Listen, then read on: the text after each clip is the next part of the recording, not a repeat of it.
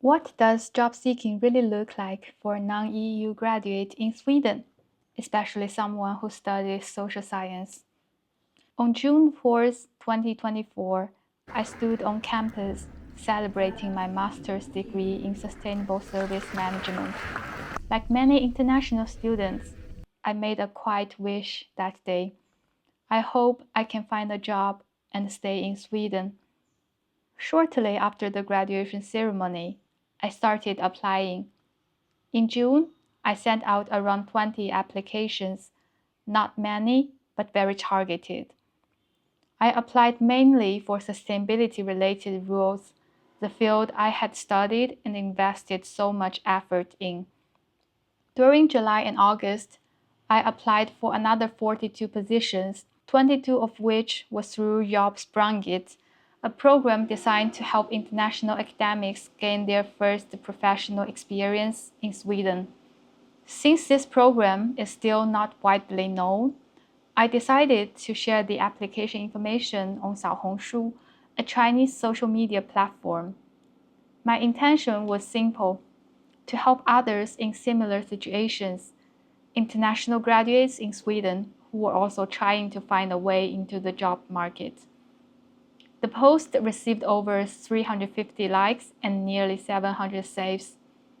Seeing that response gave me a sense of purpose. It felt meaningful to know that, even while struggling myself, I might have helped someone else take their first step. All of my applications were still focused on sustainability-related roles, but none of them led to an interview. Only automated replies that began with, "Thank you for your interest." That silence forced me to stop and reflect.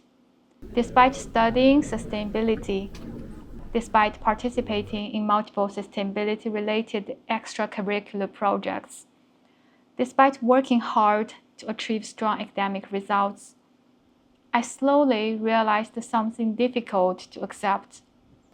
I was not competitive enough for the job market in Sweden.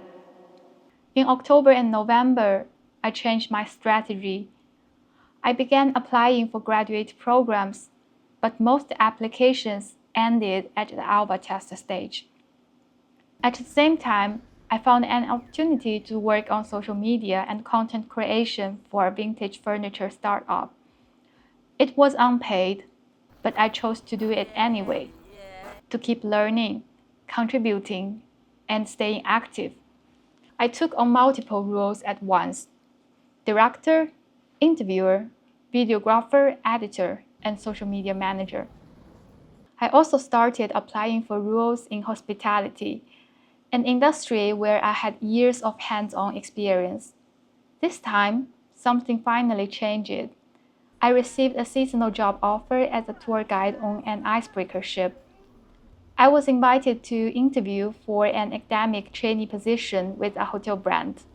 I also attended an Emirates cabin crew open day and even shared the experience on YouTube, which received around 4,000 views and 50 comments. Without receiving a permanent job offer, I decided to accept the seasonal position, which required relocating from Stockholm to Kalix. That decision marked a turning point. Through this job, I found my value and joy again. I realized that my true strength lies in interacting with people and creating memorable, meaningful moments for them. In January 2025, I received a message on LinkedIn. An HR from a Chinese tech company asked if I would be interested in an internship position. I had never worked a traditional office job before, but I decided to give it a try. They invited me to an on-site interview in Stockholm, so I traveled from Kalix to Stockholm for the interview, and then returned to Kalix to continue my work as a tour guide.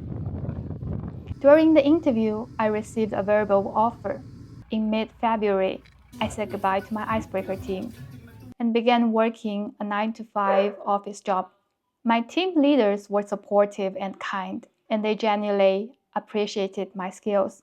I became the main organizer of PhD events, redesigned posters and presentation materials, and launched event promotions on LinkedIn. But over time, I realized something else.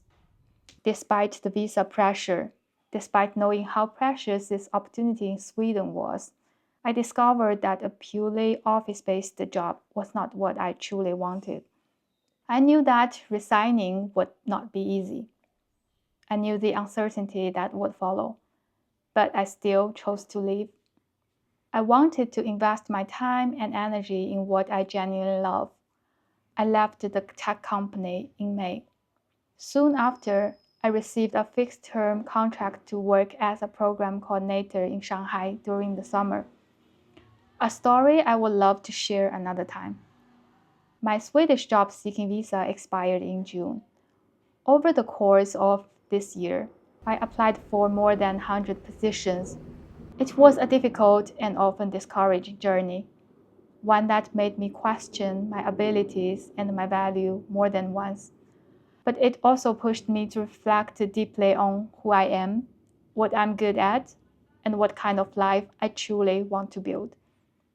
I realized that I want to work in an industry that creates stories for others, stories of connection, experience, and meaning. And finally, I had to admit something to myself. Maybe Sweden is not the right country for me. And sometimes job seeking is not about finding a position, but about finding direction.